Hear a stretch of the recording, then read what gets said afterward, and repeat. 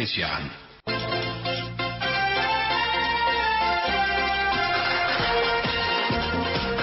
Dari lantai 7 Jalan Merdeka Barat 45 Jakarta, Indonesia Pagi kembali menemani Anda dan kami akan awali dengan dialog agama Islam di pagi hari ini bersama dengan Kiai Haji Arif Rahman Hakim MA dengan topik keutamaan haji dan pengaruhnya bagian ke-16 atau adab haji. Assalamualaikum Pak Kiai. Waalaikumsalam warahmatullahi wabarakatuh. Iya Pak Kiai, silahkan topik kita keutamaan haji dan pengaruhnya bagian ke-16 terutama adab haji, silahkan. Bismillahirrahmanirrahim. Alhamdulillahi Rabbil Alamin. Wassalatu wassalam ala asrafil anbiya wal mursalin. Sayyidina Muhammadin wa ala alihi wa ashabihi ajma'in. Dalam episode kali ini kita akan mengkaji adab haji berkaitan dengan tawaf. Salah satu rukun haji atau rukun umrah. Tawaf adalah mengitari Ka'bah sebanyak 7 kali. Dan Ka'bah adalah tempat ibadah yang pertama kali dibangun oleh Allah Subhanahu wa taala. Inna awwala baiti wudi'a lin-nasi lalladzi bi Bakkah. Oleh karena itulah orang yang melaksanakan tawaf tumbuhkan di hati bahwa dia melaksanakan tawaf di sekitar Ka'bah, tempat yang Allah muliakan, tempat yang Allah agungkan, yang menjadi kiblat orang-orang muslimin saat melaksanakan ibadah salat. Ada rasa ketundukan, ada rasa ketawaduan. Tufbi qalbika ma'al malaikati hawlal arsh. Katawafika ma'al muslimina binafsika hawlal baiti. Tawaflah dengan hatimu bersama malaikat yang tawaf di sekitar arsy-Nya Allah. Sebagaimana tawafmu bersama orang-orang muslim lainnya mengelilingi, mengitari Ka'bah, Baitullah. Wadur haulal baiti mutahaqqiqan lita'zimi sahibihi wa ma'rifati jalalihi wa sultanihi. Dan putarilah Ka'bah mutahaqqiqan lita'zimi sahibihi. Tumbuhkan dalam hatimu ketika engkau melaksanakan tawaf, engkau sedang mengagungkan pemilik Ka'bah. Allahu Akbar. Siapakah pemilik Ka'bah? Allah Subhanahu wa taala.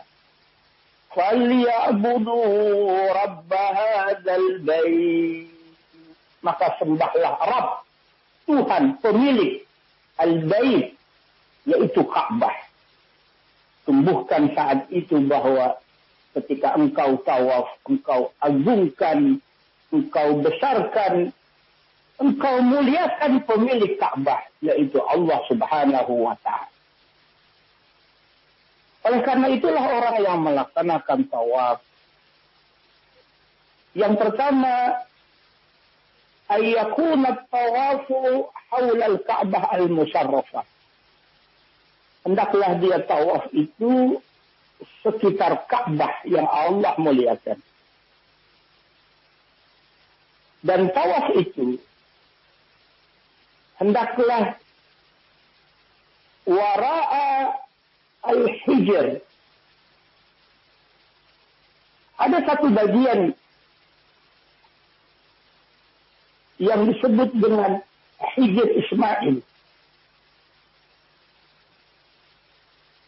Maka hendaklah orang yang bertawaf itu tidak memasuki hijr Ismail.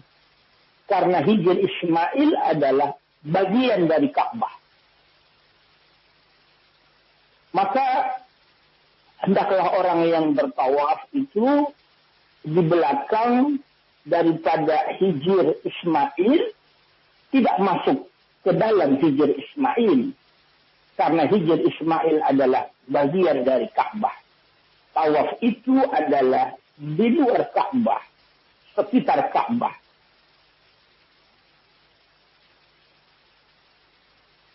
Tawaf adalah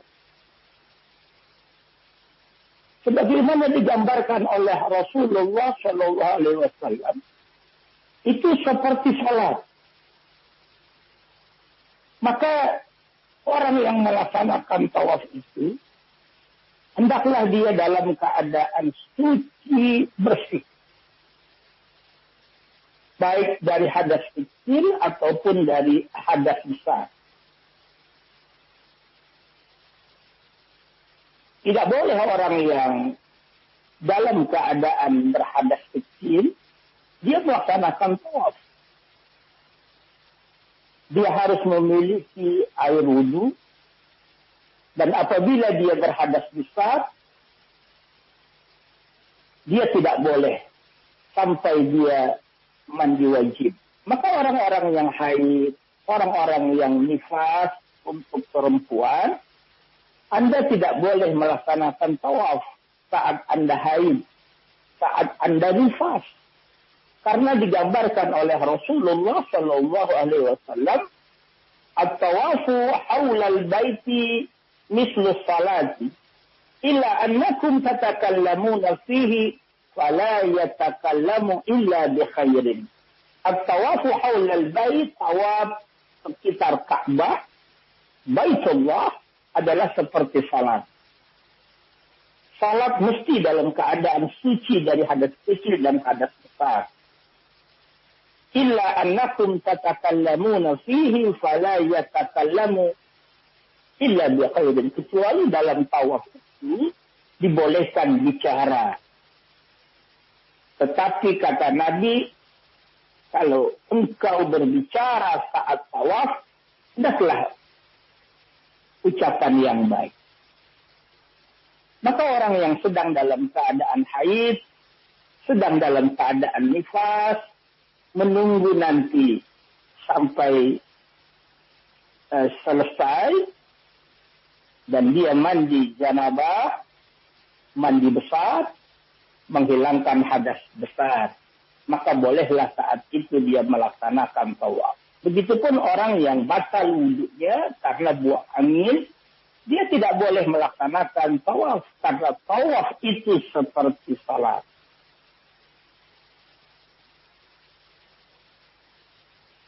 Disebutkan dalam sebuah riwayat bahwa Rasulullah Shallallahu Alaihi Wasallam itu bada bil wudu qabla tawaf li tawafihi. Rasulullah memulai tawaf itu dengan melaksanakan wudu, artinya Rasul dalam keadaan suci. Fadalla ala annahu la budda li tawafi min at-taharah.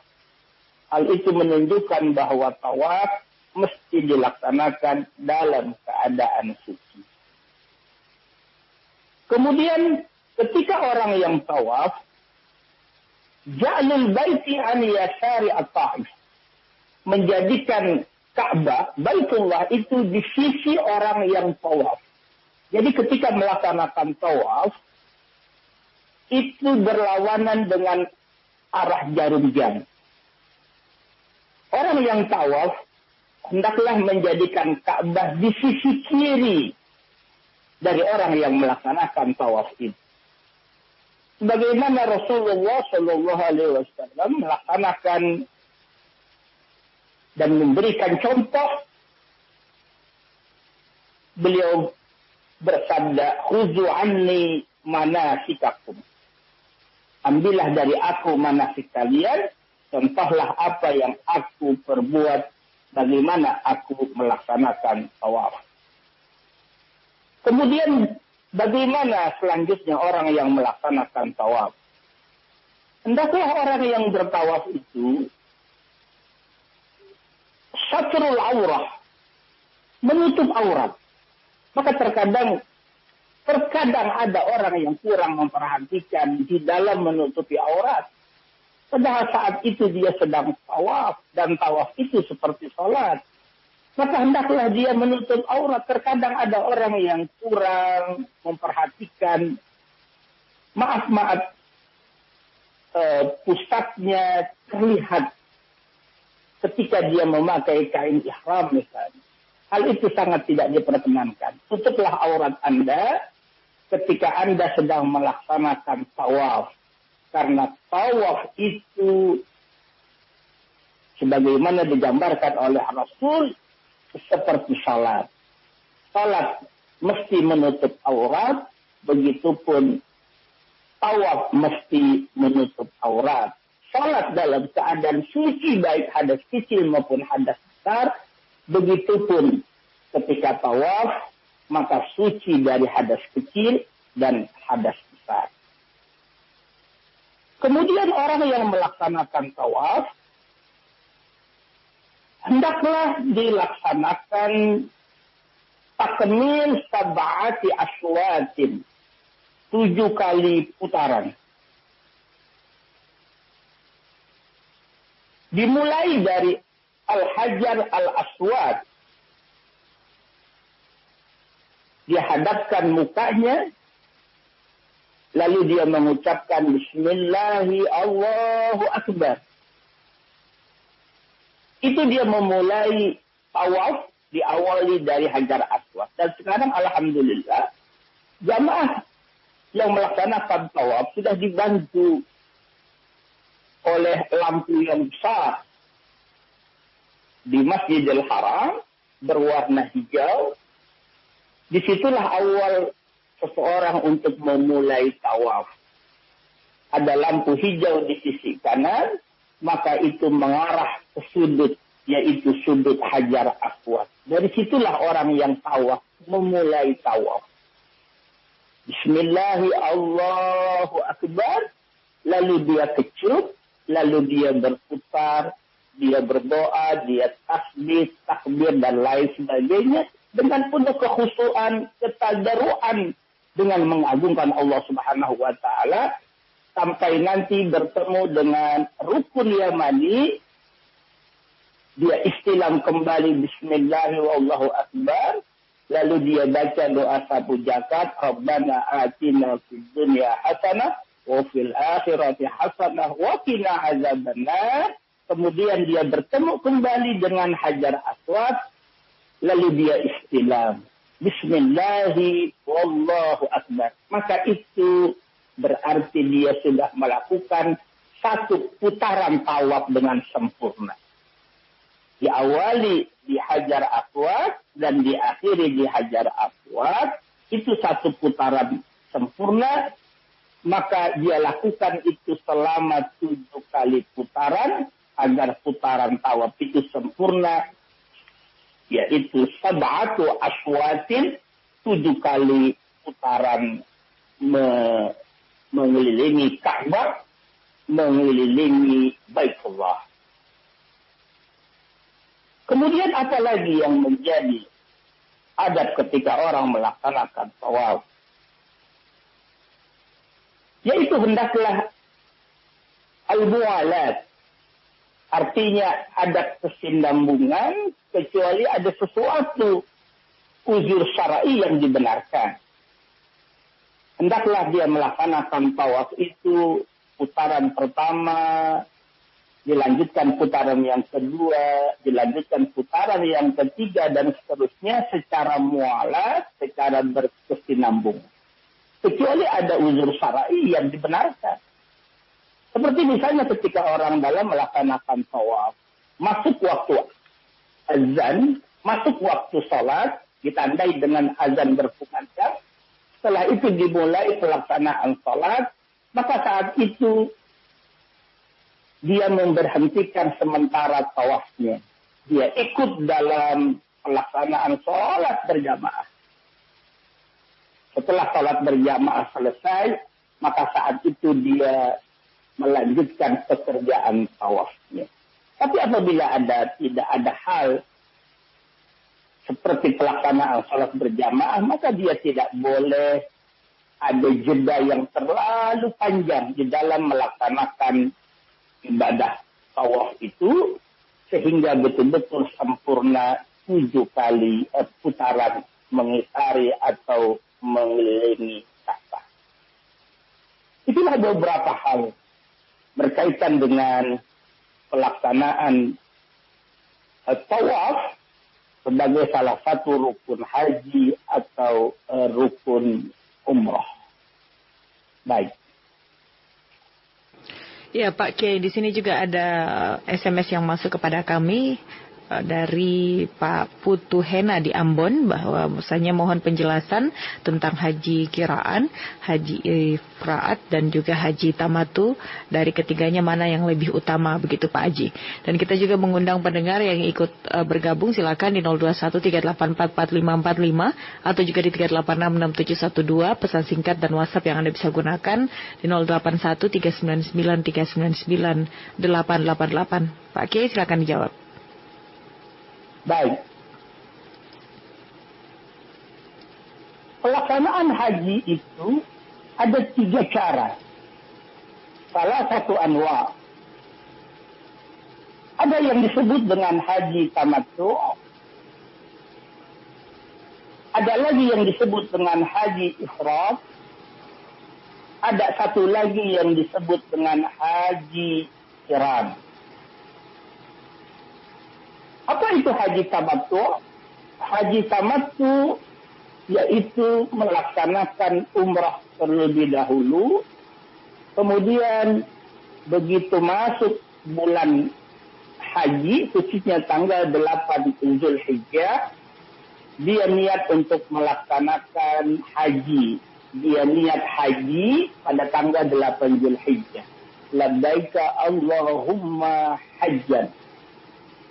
Ya Allah, aku memenuhi panggilan-Mu untuk melaksanakan ibadah haji.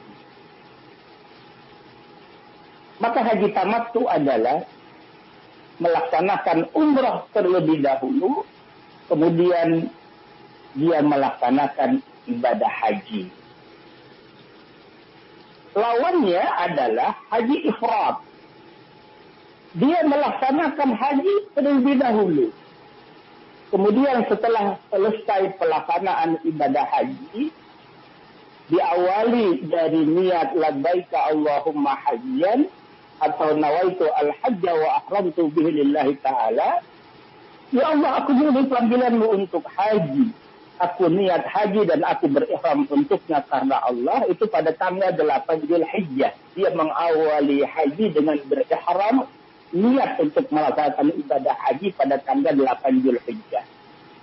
Kemudian pada tanggal 9 dia melaksanakan wukuf dan seterusnya melaksanakan rangkaian pelaksanaan ibadah haji sampai selesai. Kemudian setelah itu dia laksanakan umrah.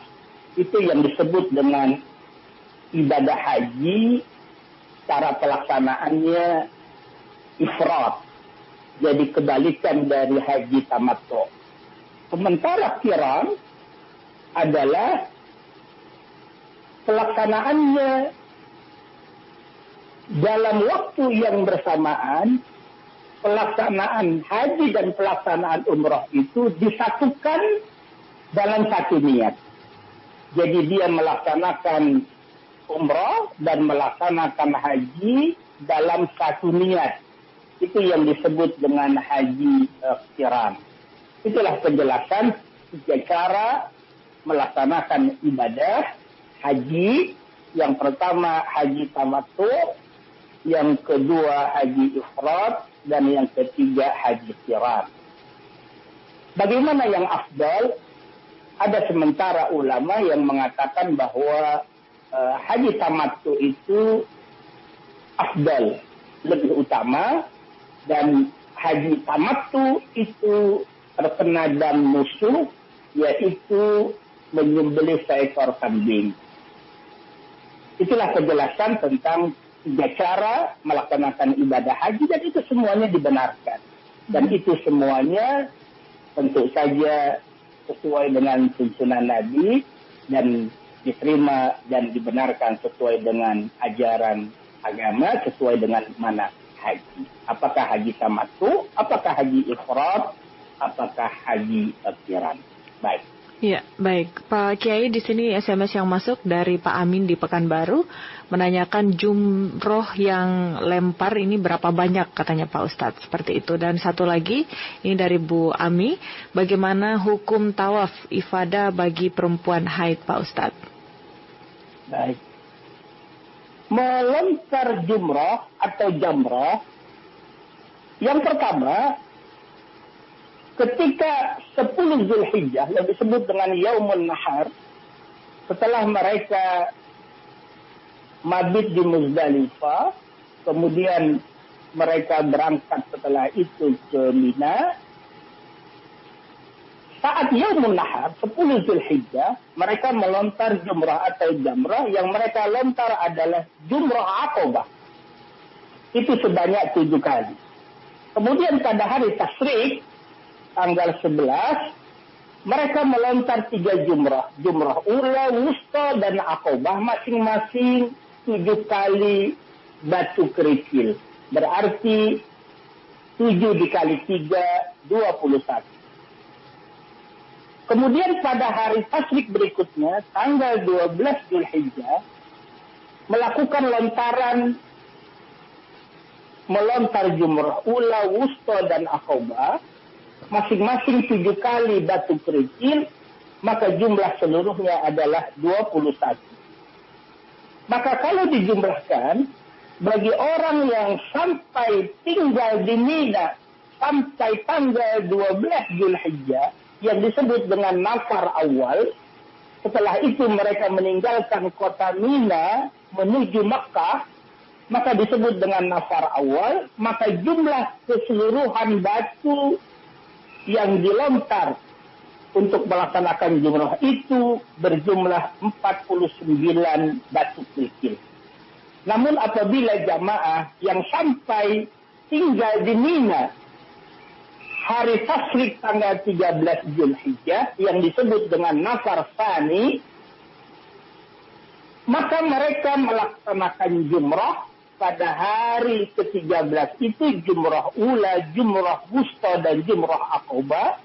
Masing-masing melakukan lontaran 7 kali batu kerikil, maka jumlah seluruhnya 49 ditambah 21 berarti 70 batu kerikil. Jadi kesimpulannya, apabila orang melaksanakan nafar awal, tinggal di Mina sampai tanggal 12 Zulhijjah, maka keseluruhan batu yang dilontar itu sebanyak 49 batu kerikil. Dan apabila sampai tinggal di Mina 13 Zulhijjah, maka jumlah batu kerikil keseluruhannya adalah 70 batu kerikil. Faman ta'ajjala fi yawmaini fala itsma 'alaihi wa man ta'akhkhara fala itsma 'alaihi. Siapa yang mau menyegerakan meninggalkan Mina hanya sampai tanggal 12 Zulhijjah yang disebut dengan nafar awal, itu dibolehkan. Begitupun bagi orang yang sampai tinggal di Mina sampai 13 Zulhijjah, itu pun dibolehkan. Dua-duanya dibolehkan, apakah sampai tanggal 12 Zulhijjah atau sampai 13 Zulhijjah. Namun perbedaan jumlah batu yang dilontar, yang tinggal sampai 12 Zulhijjah 49 batu kerikil, yang sampai 13 Zulhijjah jumlah keseluruhannya adalah 70 batu kerikil. Kemudian orang yang haid, orang yang nifas, karena tawaf itu adalah sebagaimana Rasul menggambarkan, orang yang tawaf itu seperti sholat. Sholat dalam keadaan suci dari hadas kecil dan hadas besar. Maka orang yang dalam keadaan haid, orang yang dalam keadaan nifas, khusus untuk orang perempuan, maka tidak dibolehkan untuk melaksanakan tawaf. Dia harus menunggu sampai selesai haidnya, kemudian setelah itu dia mandi besar, mandi janabah, kemudian setelah itu dia melaksanakan tawaf. Setelah suci dari hadas besar, setelah suci dari haid. Begitu caranya. Bagaimana kalau dalam pelaksanaan ibadah haji misalnya, waktunya sangat mepet sekali. Terkadang sering kali terjadi pertanyaan seperti ini. Terutama misalnya untuk orang-orang yang berangkat pada keberangkatan yang pertama atau gelombang pertama,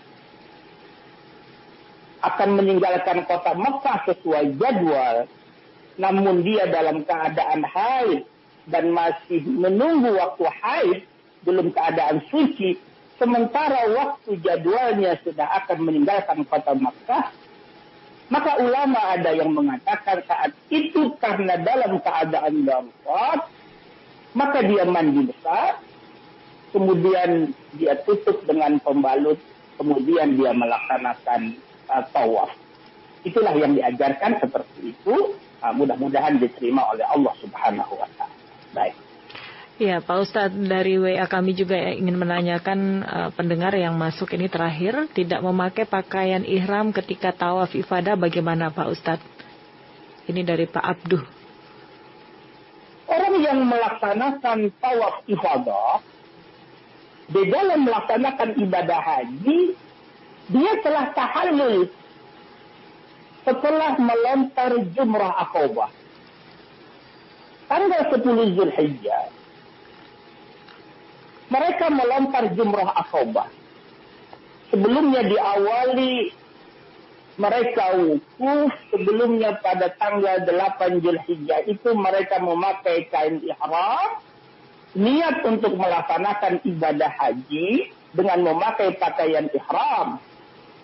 Kemudian pada tanggal 9 Zulhijjah melaksanakan wukuf dalam keadaan berihram, memakai kain ihram, kemudian dilanjutkan ke Muzdalifah, kemudian ke Mina pada tanggal 10 Zulhijjah dia melontar jumrah Aqabah.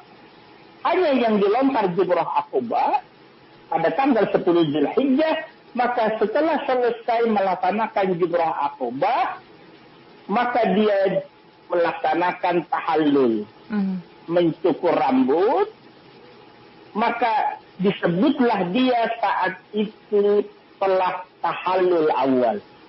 Artinya apa? Karena dia sudah tahallul awal, sudah melontar jumrah, sudah menggunting rambut, maka dibolehkan dia melepas pakaian ihram dengan mengganti pakaian biasa. Maka ketika dia hari berikutnya tanggal 11, tanggal 12, dan ada juga sampai tanggal 13 dia melontar jumrah, dia sudah memakai pakaian biasa. Dia sudah memakai pakaian, bukan pakaian ihram lagi karena dia sudah tahallul awal. Nanti setelah dia kembali ke Mekah untuk melaksanakan tawaf ifadah, berarti dia tidak mengenakan pakaian ihram lagi. Mengapa? Karena sudah tahallul tadi. Setelah selesai melontar jumrah pada tanggal 10 Zulhijjah.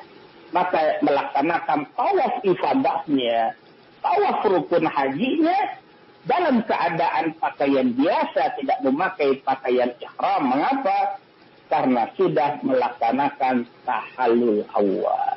Baik. Kemudian kalau sudah tawaf ifadah dan sa'i, maka seluruh pekerjaan haji selesai seluruhnya, maka lalu dia bertahallul, mencukur rambut, dan itulah yang disebut dengan tahallul tsani, tahallul yang kedua. Maka selesailah seluruhnya pekerjaan ibadah hajinya, dan selesai pula seluruh larangan-larangan ihram. Ya. Karena dia sudah melaksanakan tahallul tsani, tahallul yang kedua. Baik, Pak Ustadz, terima kasih banyak atas dialog di subuh hari ini, di pagi hari ini. Semoga bermanfaat bagi pendengar kita dan sampai berjumpa besok pagi kembali. Terima kasih. Assalamualaikum Pak Ustadz. Waalaikumsalam warahmatullahi wabarakatuh.